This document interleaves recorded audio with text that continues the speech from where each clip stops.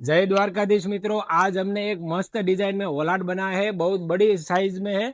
ये पान के शेप में आप जो ये वॉलाट देख रहे हो, ये मेटल में बना है। 4 mm की थिकनेस में पाउडर कोटिंग के साथ बना है। फुल हेवी क्वालिटी में है। पाउडर कोटिंग इसका किया है वो भी हेवी क्वालिटी में है। इसकी साइज की बात करें तो 7 फीट बाय 4 फीट की ये साइज है। मेरे से भी बड़ी साइज है। वेस्ट बंगाल का ऑर्डर है।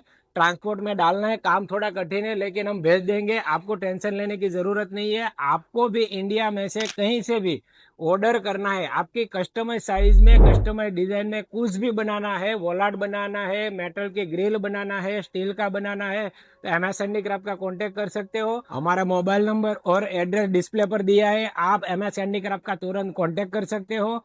और आपको हमारी नई नई प्रोडक्ट देखनी है तो हमारा Instagram ID MS handicraft 123 follow करके ये रील सेव करना पड़ेगा। Thank you.